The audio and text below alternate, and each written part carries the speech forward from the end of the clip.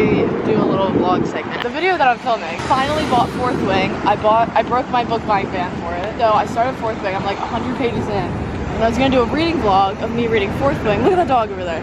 I'm doing a vlog of me reading Fourth Wing, but I haven't been able to like jump in yet and share my thoughts. But I'm gonna do that later. I just want to say hello. Do you want to say hi, Mom? Hi. Hey. Hey. You're awfully close to my face. I'm not. It's like a really personal cameraman. I got an acai bowl and cold brew. Okay.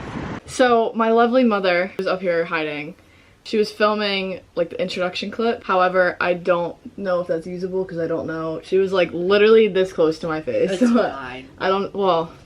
It's fine. I know, I don't know if I want people saying that. But anyways, my point of it was I was talking about what book I'm reading, which is Fourth Wing. I'm reading Fourth Wing finally. I started reading it at the airport. I've got tabs in it already, but I need to like break down what it's about because I haven't had a second to like film me reading and talking about it. It's just been me reading. So I need to jump in before I get like too into the plot. I made notes of the plot. So basically, the girl in this book, guess what her name is?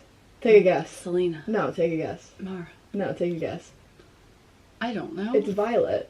Oh. So, the girl in this book is named Violet, and basically her mom is like this really skilled rider, which means like she basically fights and has like a dragon. Isn't that crazy? Mm-hmm. So she has like a dragon. They're the ones that like go to the wars and like do all that kind of stuff, and her dad was a scribe, which means he's like really smart and like knowledge and history and like books and stuff. That's what Violet is trying to be, and she's 20 years old. After her dad dies like 6 months ago, her mom like changed the plan of her becoming a scribe and basically was like, nope, you're gonna be a rider now. But she like had no like life training to be able to like prepare physically to be a rider. You're split into like 4 groups: healers, scribes, infantry, and riders. Violet and Mira are the 2 daughters, and they were both now riders, but Violet was trained, like I said, to be a scribe. Violet's mom wants her daughters to be riders like her and is very against Violet being a scribe, and she only switched to rider training, like I said, after her dad, who was a scribe, had died. And Violet is supposedly like super weak, but she keeps saying like she's very skilled and fast with like knives and daggers and things like that, but she can't use a sword because she's not strong enough. Like her likelihood of being able to handle a dragon is like very limited. And her brother Brennan died fighting as a rider. That's like the background of her life and like her story and how she got to where she is. She had to go, and like now she's in like the groups and everything that she's with in training and all of that. She gets there and realizes that everybody there hates her mom because her mom captured a ton of people and like sentenced them to death or oversaw their execution. It's kind of like Harry Potter where like you get sorted into like different groups. She initially I think was in Second Wing.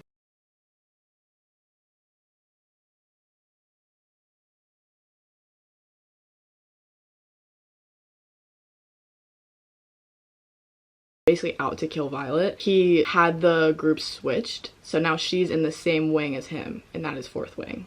She's been like fighting in trainings and things like that, and everyone's trying to kill her because they all hate her mom. And then yesterday, if you're looking at this, I didn't break my book buying ban. These were gifts to me. Now I really don't need to break my ban. I'm at the beach, hence the new setting, while I was on the plane. I was walking this morning, but I've just been reading at the beach. Quite the life I'm living. I'm gonna keep reading today, and I could definitely finish this today or tomorrow. Probably tomorrow, but that's where I am. And this book is crazy, and I already have tabs in it, and I love it. And it makes perfect sense. Like, it doesn't feel like I don't understand what's going on. Like, I get it. And it's very dumbed down, which is so good for me because I was so scared to read this because I knew everybody was talking about it, and I wanted to make sure that I would like it. But I was so scared that I wouldn't like it because I wouldn't be able to understand it. I'm taking off the slip because I'm going to the beach. I feel like it keeps getting messed up, and look at how cool it looks without it. So I'm just gonna take it like this. Yeah, I was really scared I wasn't gonna understand it because some stuff in ACOTAR is like so confusing, but I love that series, as you can tell. I really wanted to make sure that I would like this book, and I was scared that I would get confused. Are any of these, should I read any of these? No.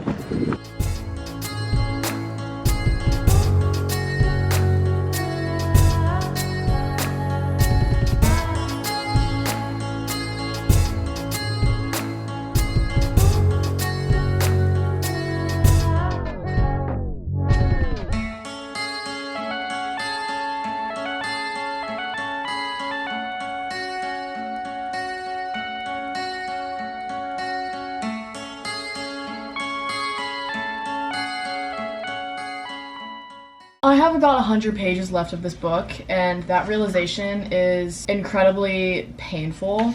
I'm obsessed with this book. I seriously love it. This book has given me every single emotion. My rating is set. Like, I've had my rating set since like page 50. As I continue reading, it just amplifies it so much more. I'll see you guys when I'm finished Fourth Wing, and I'll come back with my final thoughts, but it's getting so intense right now. I don't want it to end. I have just finished Fourth Wing. Please look at how much I tabbed this book. It might not look like a lot because some of them are like overlapped. I gave this book 5 stars. I was so entertained the entire time, obsessed with the characters, obsessed with the world. Normally with books that are very hyped up and very like in your face on social media, I tend to rate those books really harshly because I'm always wondering, do I actually like this book or did I rate it high because everybody's saying how good it is and I want to be like included in that. But this book genuinely really was one of my favorite reads that I've read this year. I just genuinely loved the plot of this book. So for those of you who are debating reading it, read it. The fantasy world in this book seems to have been made to be easy to read for fantasy readers or those trying to get into fantasy. Found out that Rebecca Yarros is a romance author. This is the first fantasy type book that she's made. Something that I really like about it, Violet was supposed to be a scribe who, again, is very knowledgeable and understands a lot of the history of writers, and that's what she was studying and hoping to become before her mother made her become a writer. That is very useful information because whenever something needs to be explained,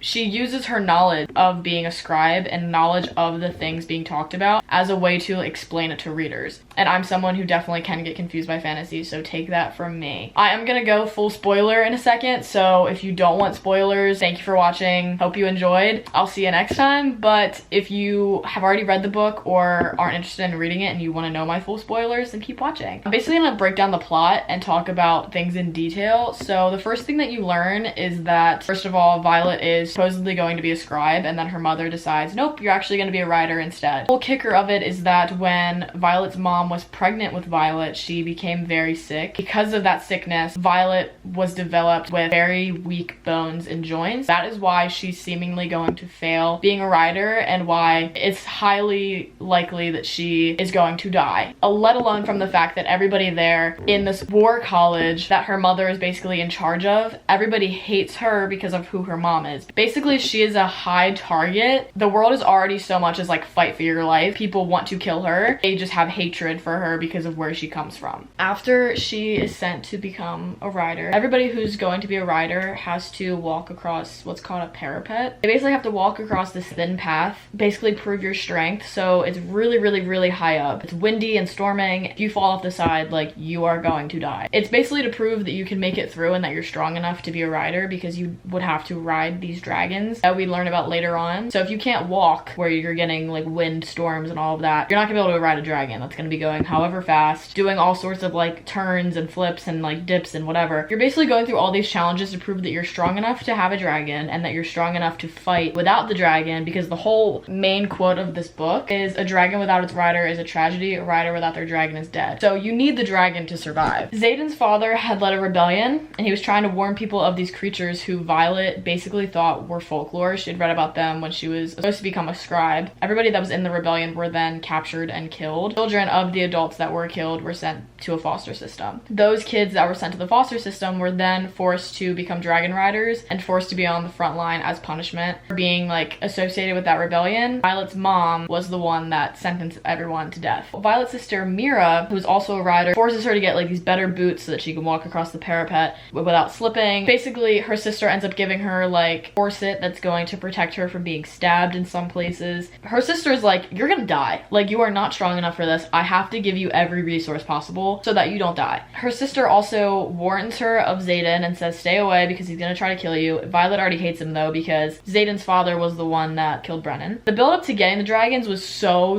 cool. Like, you're experiencing everything with Violet and the rest of the first years, getting all of the same emotions at the same time, all of the same experiences, all of the same knowledge. There's a scene where the first sisters have to walk in like a courtyard past all of the dragons and have them smell them. The dragons are trying to pick up the vibe of the riders to see who they would want to bond with. You're supposed to only get one, and this is extremely important information because Violet is supposed to be incredibly weak, and she ends up bonding with 2 dragons, one of which is a very strong dragon and another one is really rare and is targeted to be killed because people expect it to be very weak. She ends up fighting to save that dragon. That is what gets her bonded with the stronger dragon, because initially she gets the really weak one because that's who she's similar to, because both of them are very weak. Because she proved her strength and defended that dragon, that's when she got the stronger dragon, because they were like, well, obviously you're strong enough for this. So she has 2 dragons. The bond between the dragons are very, very powerful, and the riders end up developing the powers that the dragons also hold. What's really, really cool about the dragons is that they're actually real characters. It's not like they're just there. They can speak and they have voices that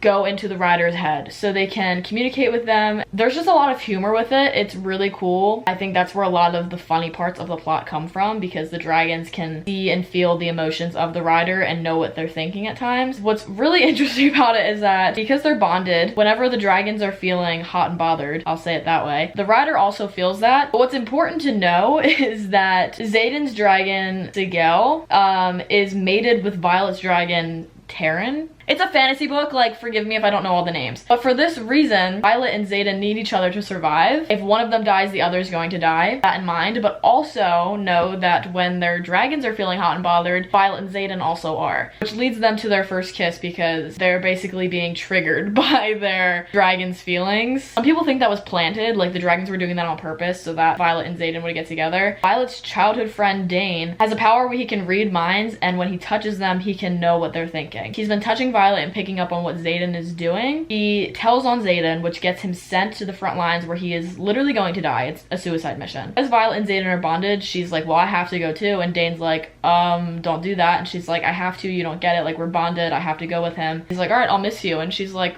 that's kind of weird, but word, all right. We then find out when she's there that Xaden has been working with the Griffin Riders, who are the enemy. Turns out those aren't the real enemy. He ends up going to the battle to save the village and finds out that she's a very strong lightning wielder. This had happened previously, but this is where she really needs to prove that she has some sort of control on it. Such a strong power. She ends up draining herself of all of her energy and becomes extremely weak. Xaden ends up taking her to the city that he is from, that was destroyed and rebuilt after the rebellion. And then we find out that her brother Brennan isn't dead, and he is a healer who then healed her. That's everything through the book. The pacing of it is insanely good. Everything makes perfect sense. Like I said, you're learning everything with the riders. It's not like at any point you're learning something that you're expected to already know, and everything is answered. I've never felt more in understanding.